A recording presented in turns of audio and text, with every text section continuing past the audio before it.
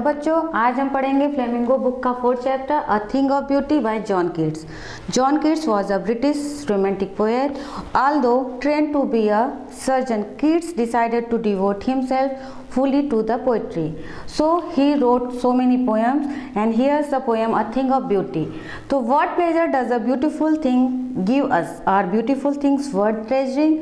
तो आपकी नज़र में आपको जब कोई चीज़ अच्छी लगती है तो क्या वो कभी उसकी जो इम्पोर्टेंस है वो कम हो जाती है? नहीं, क्योंकि जो चीज़ हमें खुशी देती है वो हमें हर हाल में खुशी देती है। तो इसी को बेस बना के पोएम जॉन कीट्स ने एक पोएम लिखी। A thing of beauty is a joy for ever, it's loveliness increases, it will never pass into nothingness.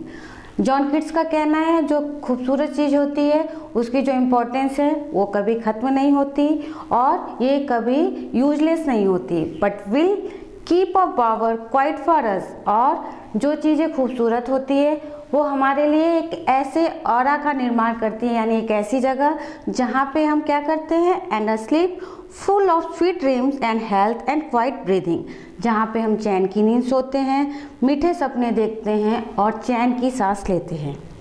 Therefore on every morrow are we reading a flowery band to bind us to the earth। इसीलिए हर एक सुबह are we reading का मतलब क्या होता है, कोई चीज़ बुनना या लपेटना। Are we reading a flowery band to bind us to the earth. हर एक सुबह हम एक माला गूंथते हैं जो कि हमें धरती से बांधती है। नहीं, यहाँ कहने का मतलब है कि हमारी वो मेमोरीज जो हमने पास्ट में बिताई है, जिसको फील करके या दोबारा से याद करके हमें बहुत खुशी होती है, हम उसको याद करते हैं और वापस से नई ऊर्जा के साथ, न्यू स्पिरिट के साथ हम आगे बढ़ने के लिए मोटिवेट होते हैं। स्पाइट ऑफ डिस्पोंडेंस का मतलब निराशा, जब हम बहुत दुखी हो, हमारे चारों ओर गहरी निराशा हो। ऑफ द इनह्यूमन डर्थ, क्योंकि जो अभी का समय है क्या है, इंसान जो है वो अपनी मानवता भूल गया है, वो ऐसे बहुत सारे अमानवीय कृत्य करता है, यानी ऐसे कार्य करता है जो कि एक इंसान होने के नाते हमको नहीं करनी चाहिए। ऑफ नोबल नेचर्स, हमने अपने नेचर को क्या कर दिया है, पल्यूट कर दिया है। आपके कई सारे इश्यूज पता होंगे, ग्लोबल वार्मिंग है, एयर पोल्यूशन है, वाटर पोल्यूशन है, जबकि ऐसा जब नेचर बना था तो ऐसा नहीं था। ऑफ द ग्लूमी डेज का मतलब यानी जब हमारा दिन बहुत उदासी से भरा होता है, हम बहुत दुखी होते हैं। Of all the unhealthy and over darken ways made for our searching, yes in spite of all, some shape of beauty moves away the pall from our dark spirit. Spite of despondence of the inhuman dearth of noble natures, of the gloomy days, of all the unhealthy and overdarkening ways made for our searchings, yes, in spite of all, some shape of beauty moves away the pall from our dark spirit। तो जैसा कि आपको हमने बताया कि जब हमारे पास हमारी यादें होती हैं तो हम उनसे इंस्पिरेशन लेते हैं और फिर एक नए उत्साह के साथ कुछ आगे करने के लिए बढ़ते हैं, भले ही जो दिन हो वो उदास से भरे हो।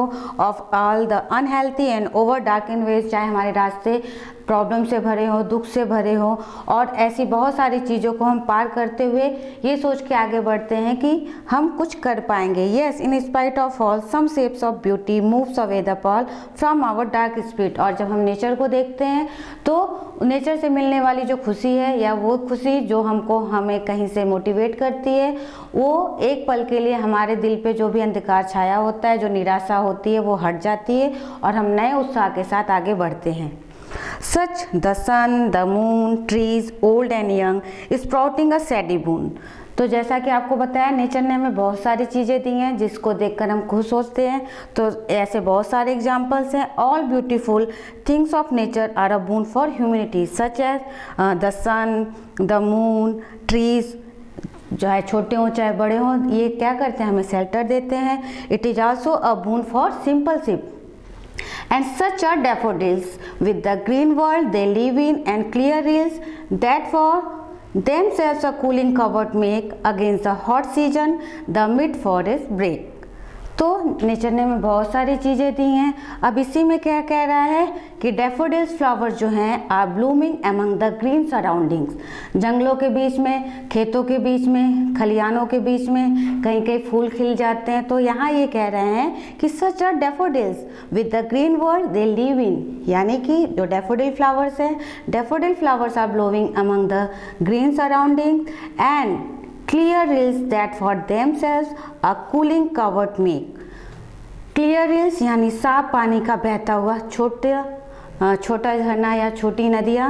clear rills small streams with transparent water, ये क्या करती हैं? That make a cooling shelter of thickets, यानी जो ये छोटी नदियाँ होती हैं इनके किनारे पे छोटी छोटी घास या क्या कहते हैं उन्हें, फूल काई कुछ ऐसे उग जाते हैं जिनके किनारे जो जानवर हैं वो जाके थोड़ा आराम करते हैं। अगेंस्ट द हॉट सीजन, और कब? जबकि बहुत ज़्यादा गर्मी होती है। द मिड फॉरेस्ट ब्रेक्स, और इनके किनारे किनारे क्या होती हैं, वो झाड़ियाँ जो हैं वो उगाती हैं।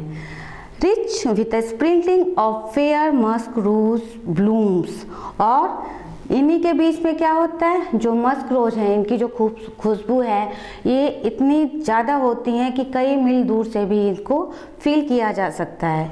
तो वो क्या कह रहे हैं कि they have been made more beautiful and grand by a sprinkling of blooming musk roses around the bushes.